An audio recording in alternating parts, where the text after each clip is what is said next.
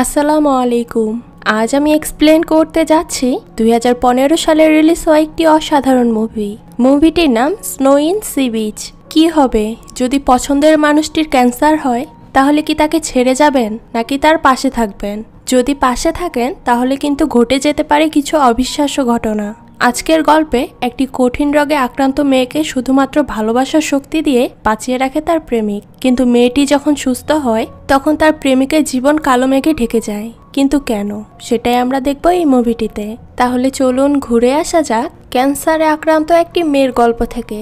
তো মুভির শুরুতে আমরা সাঙ্গু নামের একজন ছেলেকে দেখতে পাই, যে কিনা গাড়িতে করে তার স্ত্রীর সাথে হাসপাতালে দেখা করতে যাচ্ছিল। তার গাড়ির সামনে একটা মিউজিক বক্স রাখা ছিল, সে গাড়ি চালাচ্ছিল আর সেটাই দেখছিল। হঠাৎ কিছু দূরে সামনের একটা গাড়ি থেকে একটা বাচ্চা সাঙ্গুকে হায় দেয়, আর এরপরই বাচ্চাটির গাড়ি অ্যাক্সিডেন্ট হতে হতে বেঁচে যায়। এরপর ঘটনা ফ্ল্যাশব্যাকে চলে যায়, যেখানে একটি বাচ্চা মেয়ে তার বাবার সাথে বরফের পাহাড়ে বরফ দিয়ে খেলা করছিল।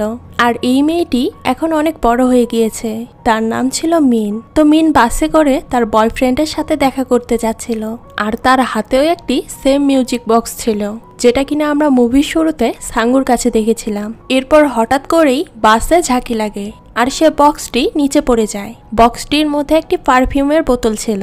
মিন এটা তার বয়ফ্রেন্ডকে গিফট দেওয়ার জন্য বানিয়েছে।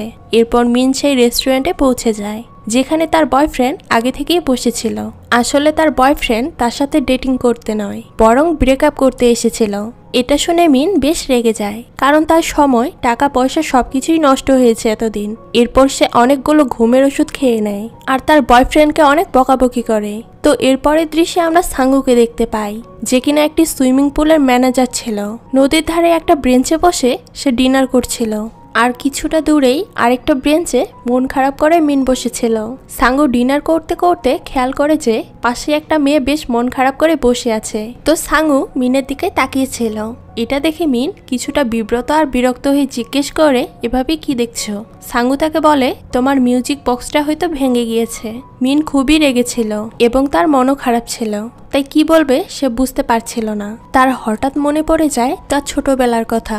মিনের বয়স তখন 11 বছর। তার বাবা মা মারা যায়, আর তার মা তো আরো আগেই মারা যায়। তার পুরো ছোটবেলা তাকে একাই কাটাতে হয়। আর মিনের একটি জটিল রোগও আছে, যা তার বাবারও ছিল। কিন্তু মিন এখন এত তাড়াতাড়ি মরতে চায় না। একদিকে প্রেমে ধোঁকা আর অন্যদিকে একাকিত্ব এবং অসুস্থতা, সবকিছু মিলিয়ে সে যেন আর পারছিল না। হঠাৎ কি মনে করে সে নদীর কিনারায় চলে যায়। এটা দেখে সাঙ্গু তখন তাকে দৌড়ে গিয়ে বাঁচিয়ে নেয়। কিন্তু মিন মনে করে যে একা একটা মেয়েকে পেয়ে হয়তো সাঙ্গু সুযোগ নিচ্ছে, তাই সে সাঙ্গুকে জোরে ধাক্কা দিয়ে নদীতে ফেলে দেয় আর সেখান থেকে চলে যায়। পরের দিন যে যার মতো কাজে চলে যায়। মিন তার এক বন্ধুর সাথে পারফিউম বানিয়ে সেল করার বিজনেস করত। তো সেই বন্ধু তাকে জিজ্ঞেস করে কালকে তার ডেট কেমন কেটেছে। মিন বলে খুবই ভালো কেটেছে, কিন্তু তার বন্ধু তার মুখের দিকে তাকিয়ে বিষণ্ণ ভাব দেখে বুঝতে পারে যে সে মিথ্যা বলছে। এরপর মিন দেখতে পায় তার হাত কালো হয়ে গিয়েছে। তার বয়ফ্রেন্ড সেদিন তার হাত চেপে ধরেছিল, এটা সেই জন্যই হয়েছে। তাই মিন ডক্টরের কাছে যায়। এই ডক্টর তার বাবার চিকিৎসা করেছিল, আর এখন মিনের চিকিৎসা করছে। মিন ডক্টরকে তার বাবার মতোই শ্রদ্ধা করে, কারণ মিনের এখন আপন বলতে আর কেউই নেই। তো ডক্টর তাকে বলে তার রোগটা এখন স্থির আছে আর বাড়ছে না। মিন এটা শুনে খুব আশ্বস্ত হয়। এরপর চেম্বারের বাইরে এসে সে একটা বাবা মেয়েকে দেখতে পায়। তাদের দেখে মিনের নিজের ছোটবেলার কথা মনে পড়ে যায়। তার বাবাও তাকে অনেক স্নেহ করত, ঠিক এভাবেই। তার বাবা তাকে একটি মিউজিক বক্স গিফট করেছিল। এটা মনে পড়তেই সে তার ব্যাগ চেক করে আর দেখে তার মিউজিক বক্সটি নেই। সে মনে করতে থাকে কোথায় সেটা ফেলে এসেছে। এদিকে সাঙ্গু সুইমিং পুলের ম্যানেজারের পাশাপাশি একজন সুইমারও ছিল। সে প্রফেশনাল সুইমার হতে চায় আর বিভিন্ন দেশে গিয়ে সুইমিং কম্পিটিশনে যোগ দিতে চায়। তার সাথে তার বোনের হাজব্যান্ডও একজন সুইমার ছিল। সাঙ্গুর বোন একটা জটিল রোগে মারা যায়, কিন্তু এতে করেও তার বোনের হাজব্যান্ডের সাথে তার সম্পর্ক শেষ হয়ে যায়নি। তবে সে সাঙ্গুকে প্রফেশনাল সুইমার হতে বাধা দিতে থাকে, কারণ সাঙ্গুর বয়স হয়ে গিয়েছে আর তার উচিত বিয়ে করে সাংসারিক হয়ে যাওয়া। এরপর রাতে বাড়ি ফেরার পথে গাড়িতে উঠে সে মিনের ফেলে যাওয়া সেই মিউজিক বক্সটি দেখতে পায়। সে তখন চিন্তা করে এই মিউজিক বক্সটি ফেরত দিতে হবে। তাই সে রাতের বেলায় খুঁজে বের করে মিনের পারফিউমের ফ্যাক্টরি। সে সেখানে গিয়ে উকি ঝুঁকি মেরে দেখতে থাকে। এদিকে সেদিন মিন আবার ওভারটাইম করছিল। সে বাইরে থেকে কাউকে উকি দিতে দেখে চেক করতে গেলে মুখোমুখি হয়ে ভয়ে দুজনে চমকে ওঠে। এরপরে সাঙ্গু তাকে তার মিউজিক বক্সটি ফিরিয়ে দেয় আর সে খুব খুশি হয়ে যায়। তার সাথে সাঙ্গুকে সে ডিনারও করায়। আর এদিকে সাঙ্গুকে দেখে মিন হয়তো ইমপ্রেস হতে শুরু করেছে। এরপরে সাঙ্গু মিনের হাতের সে কালো দাগটি দেখতে পায় আর সেখানে ঔষধ লাগিয়ে দেয়। এমন যত্ন দেখে মিন তো ফিদাই হয়ে যায়। তাদের মাঝে অনেক কথাও হয়। অবশেষে বিদায় নেওয়ার সময় সাঙ্গুর হাত ধরে মিন বলে যে তোমার হাত অনেক স্ট্রং আর মজবুত, একদম আমার বাবার মতো। এটা শুনে সাঙ্গু কিছুটা বিব্রত হয়, কারণ এই কথাটা একটু উদ্ভট লাগে তার কাছে। এরপরের দিনে মিনা বাসে করে তার হোম টাউনের দিকে যাচ্ছিল তার এক ফ্রেন্ডের সাথে দেখা করতে। তার ফ্রেন্ডের ক্যান্সার লাস্ট স্টেজে, তাই সে এখন হাসপাতালে ভর্তি। বাস থেকে নেমেই সে আগে তার একটা আন্টির সাথে দেখা করে যে একটা দোকান চালায়। তার বাবা মা মারা যাওয়ার পর এই আন্টি মিনকে মানুষ করেছে। এরপর মিন হাসপাতালে গিয়ে তার বন্ধুর সাথে দেখা করে। তার বন্ধুর হাতে আর মাত্র কয়েকদিনই বাকি আছে। সে খুব অসহায় বোধ করছিল। বন্ধুকে এই অবস্থায় দেখে মিন বুঝতে পারে যে আসলে জীবনের কোনো মূল্য নেই। আজ আছি কাল নাও থাকতে পারি, তো যেটুকু সময় বেঁচে আছি সেটুকু সময় এনজয় করে যাওয়া উচিত, আর সেই সাথে ভালো কাজও করা উচিত, যাতে মৃত্যুর সময় কিছুটা হলেও আফসোস কম হয়। তো মিন সেখান থেকে ফিরে এসে আবারও সাঙ্গুর সাথে দেখা করে। এতে সাঙ্গু কিছুটা বিরক্ত হয়। সে ভাবে মিন কেন তার পিছনে পড়েছে। মিন তখন সাঙ্গুর পেঙ্গুইনের খাবার রেডি করছিল। এমন সময় মিন বলে মিউজিক বক্সটি আমাকে আমার বাবা গিফট করেছিল।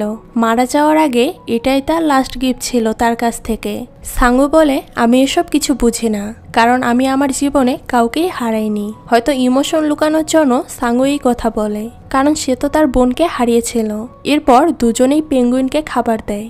একটা সময় পর দুজনেই বেশ কাছাকাছি চলে আসে। তাদের মধ্যে ইমোশনাল অ্যাটাচমেন্ট তৈরি হয় আর একে অপরকে জড়িয়ে ধরে। এরপর থেকে প্রায় রোজই তাদের কাজ শেষে দেখা হয়। তারা একসাথে ঘোরাঘুরি, খাওয়া দাওয়া এবং আড্ডাও দেয়। আর এর কিছুদিন পর সাঙ্গুকে মিন তার বাসায় ইনভাইট করে। প্রথমবার মিনের বাসায় আসছে ভেবে সাঙ্গু অনেকটাই নার্ভাস ছিল। এরপর মিন তাকে ঘরে থাকা বিভিন্ন জিনিসপত্র দেখাতে থাকে, যেমন ফিশ বল, বই, এইসব। তারপর সে খাবার আনার জন্য কিচেনে যায়। তখন সাঙ্গু সেখানে একটি হাসপাতালের কার্ড দেখতে পায়, কিন্তু বুঝে উঠতে পারে না যে এটা কার কার্ড আর কি কাজে লাগে। তখনই কিচেন থেকে মিন বেরিয়ে আসে আর তার নাক থেকে রক্ত পড়ছিল, যেটা দেখে সাঙ্গু অনেক বেশি ভয় পেয়ে যায়। মিন জ্ঞান হারালে সাঙ্গু দ্রুত অ্যাম্বুলেন্স ডেকে তাকে হাসপাতালে নিয়ে যায়। ডাক্তার তাকে দেখে বলে যে মিনের বোন মেরু পাল্টাতে হবে, কারণ এভাবে চললে সে বেশি দিন বাঁচবে না। এতে সাঙ্গু অনেক হতাশ হয়। তার কি বা করার আছে, তার বোনও এভাবেই মারা গিয়েছিল, কিন্তু সে তাকে বাঁচাতে পারেনি। এরপর সাঙ্গু যথারীতি তার কাজ চালিয়ে যেতে থাকে। সুইমিং পুলের দায়িত্ব বাসা পেঙ্গুইন। তবে এত কিছুর পরও তার সবসময় মিনের কথা মনে পড়ত, কারণ মিনের সাথে তার ইতোমধ্যেই একটি প্রেমের সম্পর্ক তৈরি হয়ে গিয়েছে। তো সাঙ্গু সিদ্ধান্ত নেয় যে সে মিনের সাথেই থাকবে শেষ পর্যন্ত। এদিকে মিনের জ্ঞান ফিরলে সে বাড়ি ফিরে আসে আর ভাবতে থাকে সাঙ্গু হয়তো তার সাথে ব্রেকআপ করে নিয়েছে, কারণ সে এই কয়দিন তাকে দেখতে আসেনি। কিন্তু ঘরে ঢুকতেই সে দেখে সাঙ্গু তার জন্যই অপেক্ষা করছে এবং তার ঘর অনেক সুন্দর করে সাজিয়ে রেখেছে। তার মিউজিক বক্সটাও ঠিক করে দিয়েছে। এসব দেখে মিন অনেক বেশি খুশি হয়ে যায়। এরপর সাঙ্গু তাকে বলে আমি তোমার সাথে জীবনের শেষ দিন পর্যন্ত থাকবো। এটা বলে তারা দুজন অনেক কাছাকাছি চলে আসে। এভাবেই তাদের দুজনের সম্পর্ক ভালোই চলছিল। মিন সাঙ্গু সুইমিং পুলে আসতো তার সাথে দেখা করতে, আর তার বাসায়ও যেত। সেখানে একদিন সাঙ্গুর বোনের মৃত্যুর কথা শুনে সে আপসেট হয়ে যায়। এরপর সে সাঙ্গুর মন ভালো করার জন্য বলে যে সে অসুস্থতার সাথে ফাইট করে বেঁচে দেখাবে।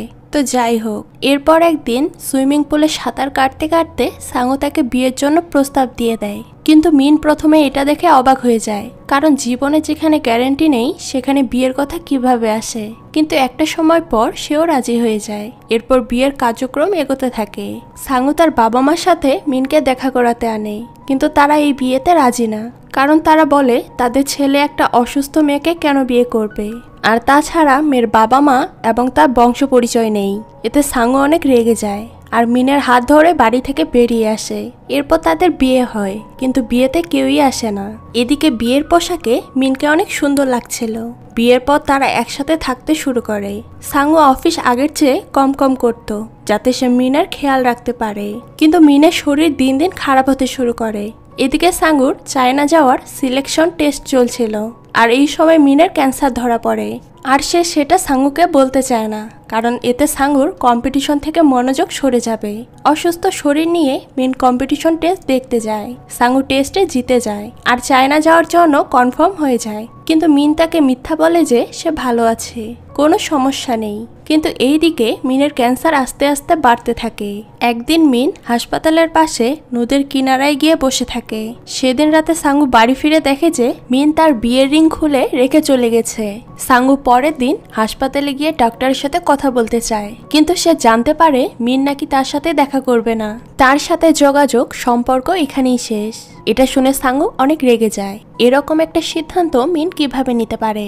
এদিকে মিন ভর্তি হয় তার সেই ক্যান্সারে আক্রান্ত বন্ধু যেখানে ভর্তি হয়েছিল সেই হাসপাতালে। সাঙ্গু এদিকে অসহায় হয়ে পড়ে। সে মিনের সিদ্ধান্ত ঠিকই মেনে নেয়, কিন্তু সে বাসায় ফিরত না, সুইমিং অফিসেই রাত কাটাতো। কিন্তু এভাবে আর কতদিন। এরপর একদিন মিনের সেই বন্ধু মারা যায়। এতে মিন প্রচন্ড কষ্ট পায় আর অনেক ভেঙে পড়ে। এরপর সেখানে একদিন সাঙ্গু চলে আসে। অবশ্য মিন তাকে দেখে অনেক রেগে যায়।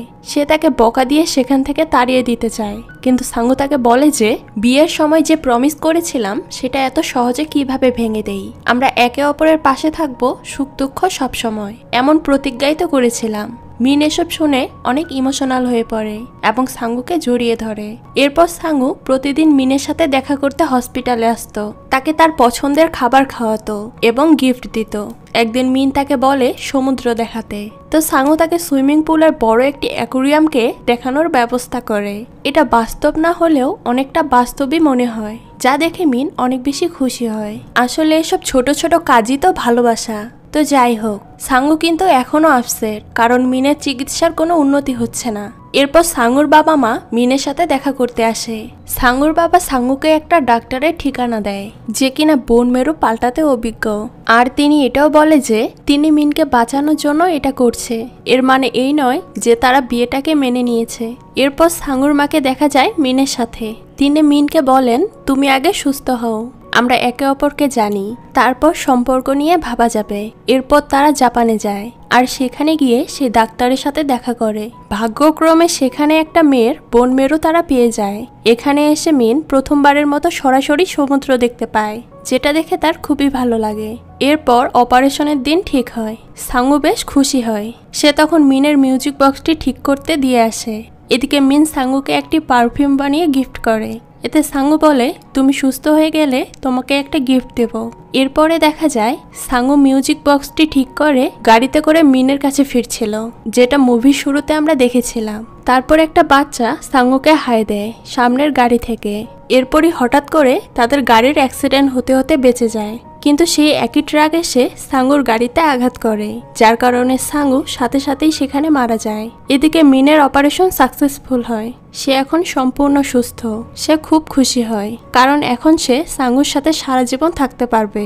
কিন্তু তখনই সাঙ্গুর বাবা এসে মিনকে খবর দেয় যে সড়ক দুর্ঘটনায় সাঙ্গু মারা গিয়েছে। এরপর মর্গে সাঙ্গুর লাশ দেখে মিন একদমই ভেঙে পড়ে। মিনকে আবার একা বেঁচে থাকতে হবে, কেউই আর থাকলো না তার। এভাবে এক সময় শীতকাল চলে আসে আর মিন সমুদ্রের পাড়ে দাঁড়িয়েছিল। মিন এরপরে সাঙ্গুর বাবা মার সঙ্গে আর কখনই দেখা করেনি, কারণ তার মনে এক প্রকার অপরাধ কাজ করছিল। সমুদ্রের পাড়ে দাঁড়িয়ে সে মিউজিক বক্সটি খোলে। সেখানে ছিল বিয়ের আংটি আর একটা চিঠি। চিঠিটি পড়তে পড়তে মিন কান্নায় ভেঙে পড়ে আর তখন তুষার পড়তে শুরু করে।